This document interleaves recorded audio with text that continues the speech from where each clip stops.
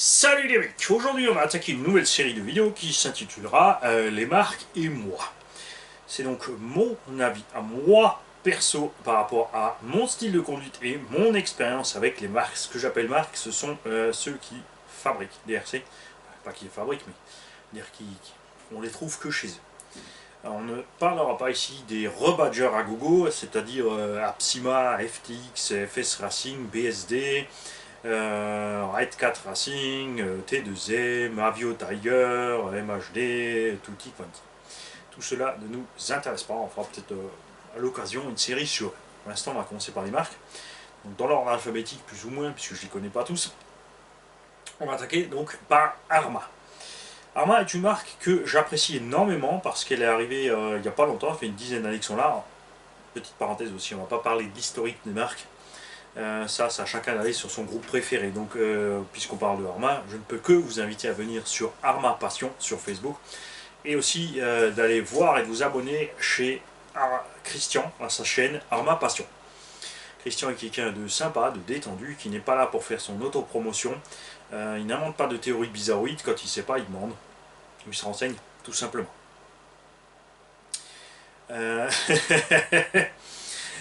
Donc, Arma.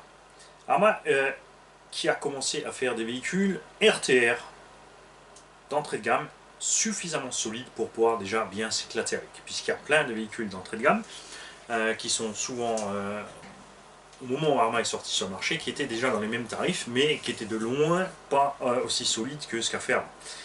Le fer de lance de Arma, c'est le 1/8. Ils ont fait une base, ils ont fait un châssis de buggy, un châssis de truggy. Le truggy, ils ont mis des grosses roues, ils en ont fait le Kraton, c'est un buggy. Chez eux, ça s'appelle un Monster Truck, ils font ce qu'ils veulent, c'est à eux. Ils ont pris le châssis du buggy avec les voies du truggy, ils ont appelé ça le Outcast. Ils ont pris le châssis du truggy avec presque des voies de buggy. Au début, on pensait que c'était les voies de buggy, mais les triangles et donc les carmans aussi, forcément, au niveau des roues, sont spécifiques. Pourquoi ils ont fait ça, on ne sait pas. Ça aurait été pas grave de le laisser avec les triangles du Typhon, mais juste une carrosserie un poil plus large.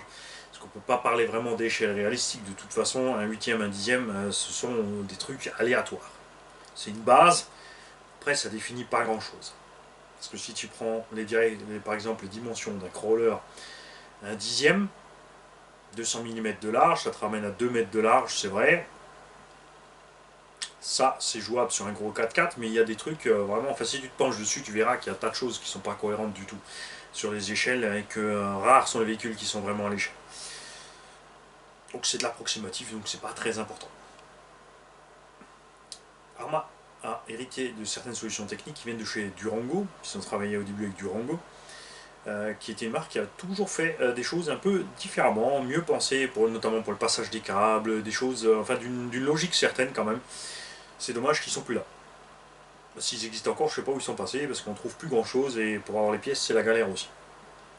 Et ça, c'est aussi un peu le côté problématique pour l'instant chez Arma, les pièces détachées. Comme tout est fait sur la même base, de l'Arma Typhon, Talion, Kraton, Outcast, Senton, ils ont tous les mêmes diffs dedans, maintenant le Mojave aussi, le Infraction aussi, même triangle, même suspension, etc. Donc quand il manque des pièces dans une ligne de production, eh ben, elles manquent pour tout le monde.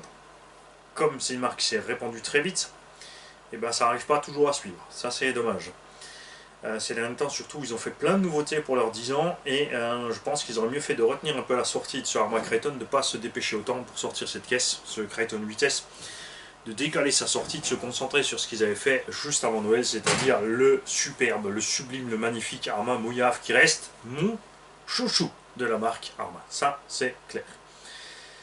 Point de vue conduite, réglage suspension sortie de la boîte, réglage des diffs, vraiment c'est le RTR, tu le sors, tu le branches, tu roules.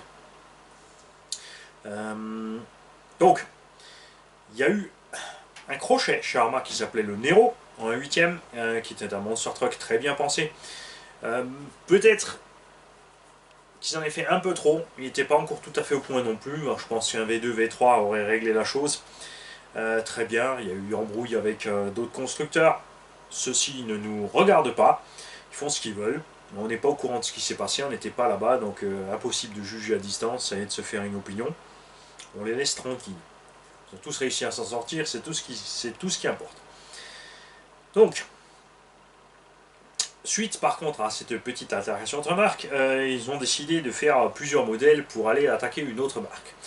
Ce qui est bien et ce qui n'est pas bien non plus. D'un côté c'est bien parce que ça oblige tout le monde à faire un effort, d'un autre côté c'est pas bien parce qu'au lieu de se démarquer, ils ne font que coller à la chose. Et moi je trouve que c'est mieux publicitairement et pour l'évolution d'une marque de faire quelque chose de pas forcément différent, parce qu'on a des bases de Buggy, Truggy, de Muggy, ça fait 15-20 ans que ça existe. On ne demande pas d'inventer autre chose, mais de faire un modèle, franchement, tu vois, tu développes un modèle dans ton coin, tu fais quelque chose de bien et les gens en parlent bien et c'est là que tu fais ta pub bien. Si tu veux te mesurer, c'est bien, mais alors il faut systématiquement être meilleur. Si tu n'es pas meilleur, se mesurer ne sert à rien à part se casser la figure. Donc je suis vraiment pour cette gamme 1/8 de chez Arma qui a vraiment bien évolué. Évidemment les prix ont grimpé un peu avec au fur et à mesure des évolutions. On aurait aimé que ça grimpe un peu moins vite. Entre les Arma Kraton V1 qui étaient à 430 € et maintenant les V4 qui sont à 500, enfin 100 € de plus en fait. Pour quelqu'un qui ne sait pas, il va regarder, il va dire mince c'est la même caisse, il y a juste une barre en plus, mais non, il y a effectivement un tas d'évolutions. Les moyeux, c'est-à-dire les portes fusées sont devenus plus larges, il y a plus d'espace entre les deux roulements, ce qui fait qu'il y a moins d'efforts de cisaillement sur le roulement, ils tiennent plus longtemps. On a évidemment la barre de renfort milieu, on a les cellules qui sont devenues plus solides, on a les moyeux aussi qui sont devenus en eux-mêmes plus solides, les plastiques ont évolué légèrement, et aussi les diffs ont dernièrement évolué encore un petit peu. Ce qui fait que c'est devenu vraiment agréable, parce que sur les V1, les diffs étaient vraiment rapidement rincés. Là, ça tient un petit moment en plus. Après, c'est le genre d'engin qui est pensé à la base, tu l'achètes, tu le massacres pendant une année, ou tu l'utilises pendant une année. Ensuite, les autres versions qui arrivent, on te tente d'acheter les autres versions, puisque le tien, de toute façon, il est déglingué, il a servi. Il est arrivé jusque-là sans encombre, sans devoir faire d'entretien ni rien, sans changer les huiles. Après tu peux changer, après pour ceux qui préfèrent, ils entretiennent leur chouchou et ils font durer leur machine 2-3 ans. Là c'est pareil, il y a toujours un pour un contre. Si tu regardes les machines complètes c'est pareil, ils sortent aussi régulièrement une caisse. Évidemment, si tu prends un engin extrêmement solide comme Team Asso version compétition, il encaissera tout autant, voire plus que ces engins-là une fois préparés, puisque ça c'est l'autre truc, tu achètes une base et beaucoup de gens après encore les suréquipent, on rajoute des pare-chocs, on rajoute des trucs, des bidules, des machins, on alourdit l'engin, on le renforce, on l'alourdit encore, etc., etc. Enfin, des fois ça ne finit plus. Et on tombe aussi vite fait dans les suroptions, genre boîtier différentiel GPM, renfort GPM, triangle GPM, suspension GPM et ainsi de suite, et à la fin on a un véhicule qui était à la base un entrée de gamme qui est aussi cher qu'un véhicule sorti du carton haut de gamme en kit, mais qui n'encaissera toujours pas autant. Parce que les équipementiers, même si RPM, dans le domaine du 1.10 et du 1.8, RPM maîtrise la chose, ils font des bons trucs. Pour les échelles plus grosses, c'est pas top. Proline, c'est pareil. Ils ont encore du mal pour les engins plus lourds. GPM, c'est même pas la peine, on n'en parle pas. C'est de l'ultra mou, ça, entre temps, tout le monde l'a remarqué. Si tu es amoureux de ta caisse, tu aimes bien l'avoir évolué et tu fais pas le zazou avec, il n'y a pas de raison, tu ne te prives pas, tu peux te pimper ta machine. Après, pour ceux qui aiment rouler avec, vous fatiguez pas les mecs, roulez votre caisse origine, vous l'usez, vous la fracassez, vous rachetez du matos au casse qui est pas cher, qu'on peut avoir sur eBay en lot, des fois pas cher, on peut acheter des occasions en masse sur le bon coin pas cher, pour avoir de la pièce de rechange avec, et du coup aussi ça fait pas mal. Si tu montes, ta caisse, tu l'achètes au cas on va dire au départ, ou neuf à un prix acceptable. Au début tu vas un peu cool, ensuite tu commences à la massacrer, ensuite une fois qu'elle est vraiment massacrée, au lieu d'investir une fortune dans ce genre d'engin pour le réparer, tu rachètes de l'occasion derrière et tu te fais un stock de pièces occasion, tu remontes ton triangle, tu vas faire ton saut de 30 mètres, tu t'exploses, tu remets un triangle, tu refais un saut de 50 mètres, tu l'exploses, ça fait moins mal. Et c'est là, en fait, bêtement, que tu t'éclates vraiment le plus, c'est quand tu n'as pas de souci de pièces de rechange. Et que ça ne te coûte pas une fortune. Ça, c'est vraiment le côté sympa de la chose. Et c'est ce créneau que Arma s'est choisi. Dans la même gamme de prix, on a Obao, mais qui, eux, n'ont pas choisi d'aller vers le côté bâche. On a donc des choses qui sont faites différemment. On a des choses qui n'encaissent pas les chocs de la même façon. On a par contre une transmission qui reste, même si les dernières transmissions Arma se sont améliorées. Les transmissions Obao sont toujours encore, d'après mon expérience, mon style de conduite, mon utilisation, je le répète, un petit cran au-dessus encore. Mais ils s'approchent vraiment méchamment de la qualité au-dessus. Hein. Faut savoir aussi que Hobo a fait un petit pas en arrière à un moment, quand il y a eu plus ou moins la récession, à un moment ça allait moins bien chez Hobo, donc ils ont fait un petit pas en arrière. Donc la gamme après la Hyper ST Pro et après le Hyper 7, ou Hyper 8 Pro, a fait un petit pas en arrière. On a eu le Hyper Star, et ensuite par contre, oui, le petit pas en arrière, sur des, qui sont partis sur des machines de base. Après, la différence entre Arma et Hobo, c'est qu'Arma ils sont spécialisés dans le RTR, prêt pour le bâche, et que Hobo se sont spécialisés dans le châssis, dans le kit châssis prêt où tu montes ton électron dedans et tu vas rouler pas cher. Donc ce sont des choses différentes, ce ne sont pas vraiment des concurrents, chacun son petit créneau. Au début, comme chez beaucoup, problème de cerveau, problème de combo, tout ça, ça a évolué, ça a changé. Le combo est maintenant devenu resté fiable. Le cerveau, il y a encore une petite amélioration à faire, mais comme ils ont amélioré les directions, ça va un peu mieux, les cerveaux s'en sortent mieux. Pour ce qui est de l'équipement radio, bah, ça a basculé sur le Spectrum, comme ils se sont fait racheter par Horizon Wii. Là aussi, on a eu un petit épisode rigolo entre le Outcast et le Notorious. Il n'y a aucune différence des deux machines à part une carrosserie. Je pense qu'ils ont fait ça juste pour marquer le coup, pour dire voilà, on n'est pas mort, on est encore là, regarde, on sait faire du nouveau.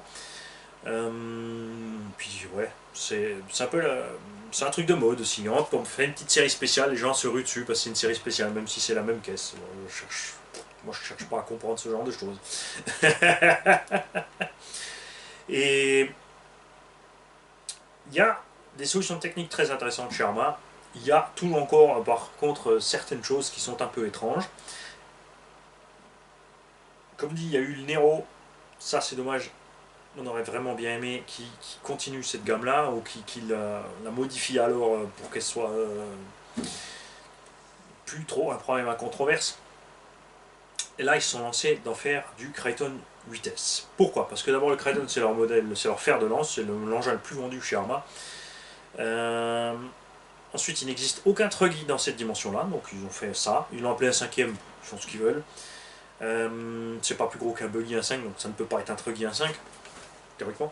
Puisque buggy 1/8, c'est beaucoup plus petit qu'un truggy 1/8. Donc le truggy devrait être encore plus gros.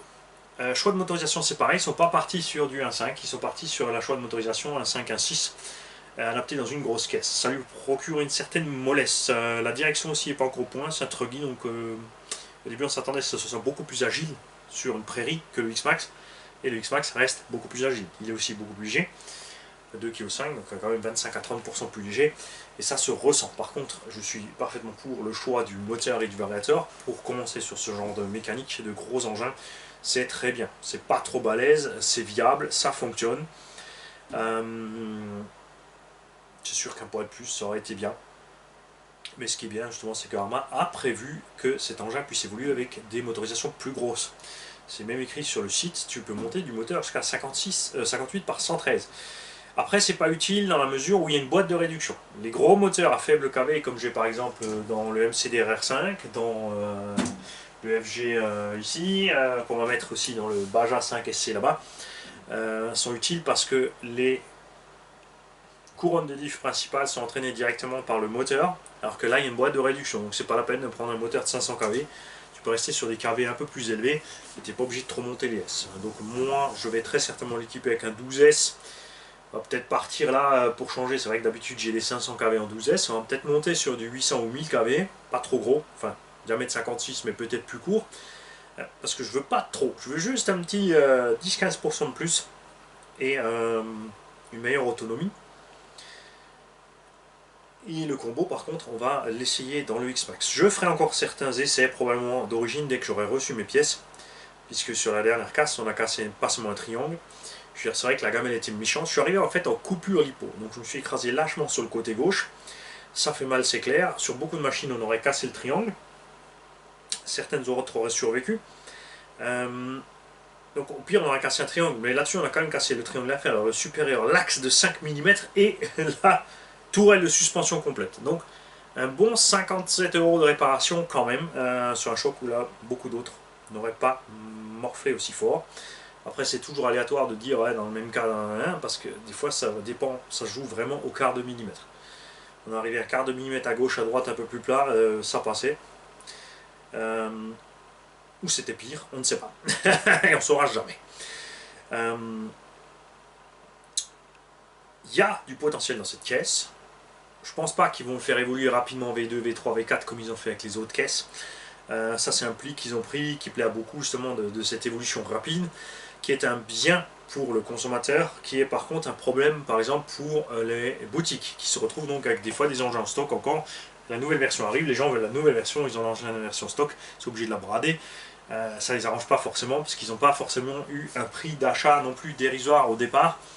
Donc ça peut être problématique pour les boutiques. Niveau des fournitures des pièces aussi c'est pareil, niveau des sites aussi c'est pareil. Après tu t'embrouilles rapidement entre les pièces V1, V2, V3, V4. Ça devient vraiment chaud. Après tout ça je pense que ça va se calmer un petit peu maintenant qu'ils arrivent dans un certain style de construction où ils commencent à être à l'aise. C'est quelque chose qu'on a vu chez Traxxas aussi, ils sont restés 10-15 ans sur des trucs un peu, voilà, beaucoup de modèles on n'était vraiment pas contents. Tout d'un coup ils ont sorti le X-Max, ils ont de toute façon, enfin toute évidence, ils ont chopé le truc avec le plastique, le système de moulage, l'ingénierie pour faire des nouveaux modèles d'enfer. Et ce qui leur permet de faire un petit bond en avant.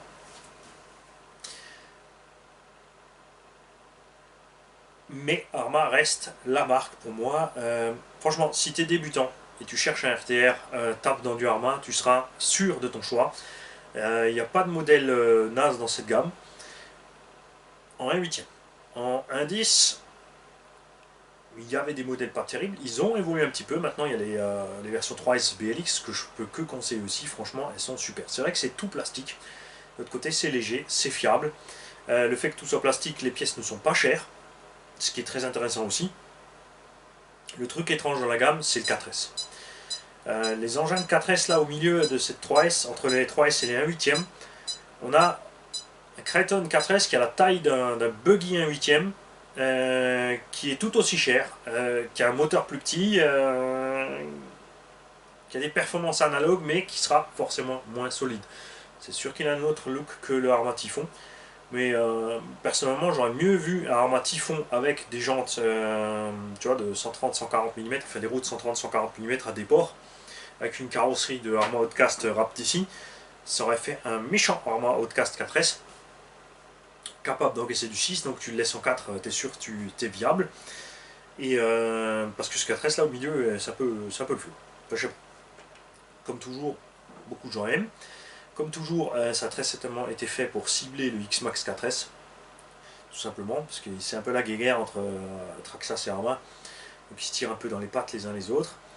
Ils font ce qu'ils veulent, ceux qui choisissent, c'est leur choix technique. Comme dit, ce que j'apprécie énormément, c'est qu'ils sont à l'écoute. C'est une des premières marques qui a été autant à l'écoute de ce que font les gens.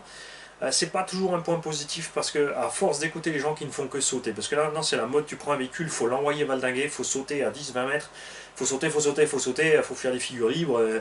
Ne confondez pas bâche et saut, c'est pas la même chose. Du bâche, c'est aller sur un terrain qui n'est pas du tout prévu ou adéquat à une RC et s'en sortir dans ce terrain. Et le but du jeu, c'est de faire le moins de casse possible et le moins de cabrioles possible, donc de passer un pack entier en restant sur les roues, en s'éclatant. C'est un peu du rallye sans reconnaissance, tout simplement. T'avises selon, t'arrives dans une ornière, boum, le véhicule décolle, t'avises ton saut, tu atterris, t'es reparti sur un autre saut. Tu vois, c'est ça l'esprit du bâche. L'esprit du bâche, c'est pas je pose une rampe ou je fais un tas de terre et puis j'envoie valdinguer la machine à la flinguer. Et c'est pareil, des fois on me dit ouais, regarde les sauts qu'il fait lui avec sa machine, c'est le top cette machine. N'oubliez pas, les vidéos sont en anglais, donc vous n'avez peut-être pas tous compris. C'était carrément sur une vidéo de Rick du Pobash, une super vidéo, c'est un mec super cool, on discute régulièrement ensemble. On m'a dit ouais regarde c'est pas vrai, l'arme vitesse il est solide, regarde ce qu'il fait. Vous avez juste oublié qu'il a mis un châssis à 200 balles dessus et qu'il a changé tout le combo. Donc il a mis 600-700 euros dans la machine, donc ce qui nous ramène à 1700 euros de machine. Et à ce prix là tu as un Losi 5B brushless 12S RTR. Tu as le MCD RR5 Ultimate, même que tu peux faire en RTR aussi. Donc des engins bien plus solides que ce Arrma Kraton pour le même budget. Donc faut rester les pieds sur terre les mecs. Après, par contre, si tu aimes envoyer valdinguer tes machines, prends-toi ouais, la gamme 3S, la gamme 4S, et commande-toi tout de suite quelques paquets de triangles avec, châssis, couronne, pignon de diff, tout ce qu'il faut, qui fait fusible, qui peut servir à ça, si tu veux déglinguer de la caisse. Ne demande pas aux autres gens qui ont ces caisses de les envoyer déglinguer, puisque c'est pas toi qui paye, c'est un peu facile. C'est facile de dire vas-y, tu sautes qu'à 20 mètres, fais-nous un saut de 50 mètres. Vas-y toi-même avec ta caisse, filme-nous tout. Et hein, parce que quand tu as 0 abonné et 0 vidéo sur ta chaîne, c'est facile de parler. Ça c'était pour Basher RC, évidemment au passage, qui nous a bien fait marrer sur ce coup-là. Donc, moi, être fan Arma, moi aimer Arma, moi pas beaucoup rouler Arma quand même, parce qu'une fois que tu en as vu un, tu les as tous vus. Comme ils sont tous restés sur la même base, ça fait 10 ans qu'ils sont là sur la même base, mais c'est un peu le problème de beaucoup de marques. Buggy, Truggy, il n'y a pas vraiment d'évolution. Si tu regardes l'Ozi 1, 2, 3, un Team Asso 1, 2, 3, ça se ressemble. Il y a des fois des modifications, de nouvelles solutions techniques, des changements de matériaux qui font que tu reviens sur une marque, tu rachètes un châssis pour tester. Mais les bases sont toujours plus ou moins les mêmes. Donc si tu prends le Typhon, tu as toute la gamme jusqu'au Mojave, c'est la même méga. Mais la fraction un châssis un peu différent, ça s'arrête là. Maintenant on a le Kraton vitesse. J'aimerais bien qu'ils nous refassent un Monster Truck, un 8ème aussi, un vrai Monster Truck, avec une garde-sol au centre plus élevée que sous les ponts. Après ça ne les intéresse pas, ils vendent un max de ces engins, on peut tout faire avec des roues suffisamment grandes et suffisamment de débattements de suspension, on a une bonne garde-sol. Vous avez vu que le Kraton vitesse a la même garde-sol que le X-Max, à part juste un petit peu au centre. C'est uniquement sa largeur, peut-être qu'il va le faire pêcher dans des endroits vraiment, vraiment accidentés. À mon avis, il passera aussi. Ils n'ont pas fini d'évoluer, ça c'est sûr. Comme dit, ça va ralentir un petit peu. On va faire un petit effort sur les cerveaux encore. Après, on ne peut pas vouloir du pas cher, méga super équipé. Ça c'est clair. Et à un moment, il faut trancher un peu dans le vif. On aimerait bien que les prix redescendent un petit peu. Quitte à abandonner certaines solutions techniques qu'on ne trouve pas super utiles, par exemple la barre qui va de devant jusque derrière n'est pas utile si on a un châssis qui est plus solide et qui ne plie pas. Je suis plus partisan du châssis plus solide qui ne plie pas que de devoir fabriquer un échafaudage au milieu du châssis pour le renforcer.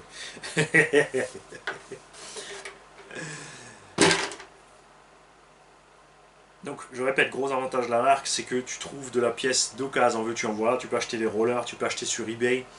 Petite solution technique sympa pour les débutants, du RTR qui fonctionne. Il y a 2-3 réglages à faire, par exemple, oui, dans les trucs que je disais que c'est pas forcément une bonne influence d'écouter tous les gens qui bâchent avec les engins, c'est le réglage de suspension d'origine Arma. Ça, c'est pour moi, c'est le truc que je comprends pas chez Arma. On a des suspensions arrière hyper dures. Quand les suspensions arrière sont trop dures, le véhicule monte très rapidement sur 2 roues. Sur un véhicule avec un anthrax long, ça passe, comme le Mojave. Sur un anthrax court, comme le Outcast, ça c'est le pire exemple, ça passe pas du tout, tu es tout le temps sur la roue arrière, ça devient un roule. Un dernier Alexis, qui a acheté un Outcast il y a 2-3 mois, qui m'a dit écoute, j'ai envie de changer, je suis pas à l'aise avec, ça me plaît pas, c'est pas à quoi je m'attendais, j'ai envie de le revendre. Je lui ai dit écoute, tu vas perdre beaucoup trop d'argent en le revente.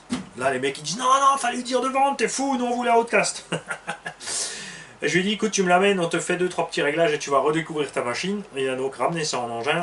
On a passé à l'arrière de la 600 CST et on a mis lui les amortisseurs arrière dans les amortos avant. On a durci un tout petit peu le diff avant. Et ben Alexis il est content.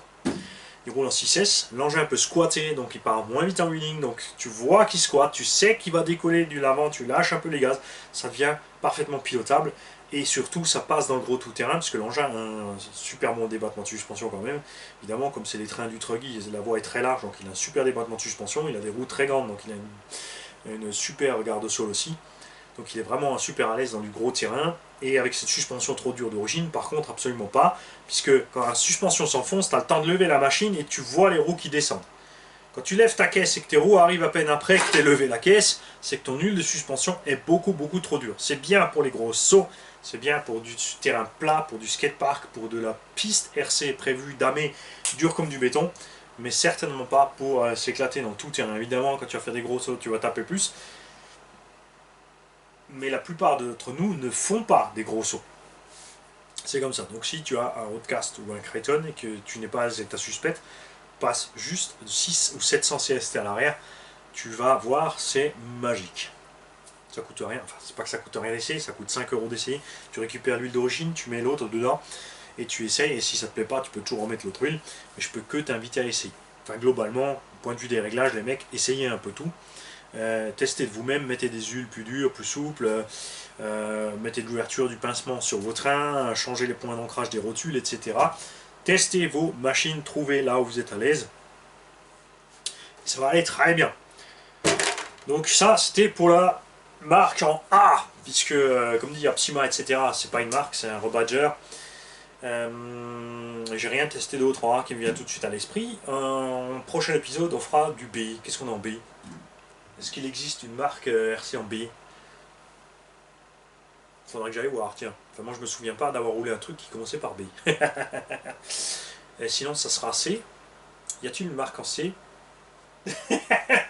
J'ai un doute aussi à ce sujet-là. J'attends vos suggestions pour les prochaines marques. Évidemment, je ne pourrai parler que des marques que j'ai testées. La Arma, j'ai pu tester toute la gamme. Vous n'avez pas tout vu sur les vidéos, mais j'ai plein de gens qui sont venus. Donc, j'ai pu tester le Typhon, le Talion, j'ai pas essayé. Bon, Talion, c'est un Creton avec des roues standards de Truggy. Ça, on avait déjà essayé. Testé le Mojave, j'ai testé le Senton. J'ai testé la gamme 3S. Grâce à Ludo, on a pu tester un 4S. J'ai ici le Creton 8S. On a vraiment essayé toute la gamme, c'est pour ça que je peux m'étaler un peu sur le sujet. Cette revue n'est pas non plus là pour mesurer les marques entre elles, même si des fois on prend une ou l'autre marque en exemple par rapport à des choix différents, soit de matériaux, soit de solutions techniques, soit de choix d'image ou de dispatch de pièces, etc. Ça s'arrête là. Comme dit, il n'y a pas d'historique là-dedans. Si vous voulez en savoir plus sur Arma en français, je vous invite à aller voir Arma Passion sur Facebook. Les vidéos aussi de la chaîne YouTube de Christian Arma Passion. Et n'oubliez pas de faire un petit crochet par RC Life, Patrick Torres, qui attend impatiemment d'avoir ses 1000 abos pour pouvoir nous faire des lives, parce que lui, ça c'est son rayon, lui il maîtrise. Moi c'est pas trop mon rayon, ça m'éclate pas spécialement de faire des lives. Donc je vous invite à passer chez lui, abonnez-vous pour lui permettre de passer au live, qu'on découvre un petit peu aussi ce que lui peut tout nous faire, parce que lui il fait un peu, ça touche à tout, il est forcément aussi beaucoup plus jeune que moi, donc il voit les choses différemment, il est d'une autre génération, mais en tout cas toujours tout cool dans la détente, décontracte, et lui aussi n'est pas là pour faire sa propre apologie et pour essayer de vous vendre des choses. Salut à tous et à bientôt.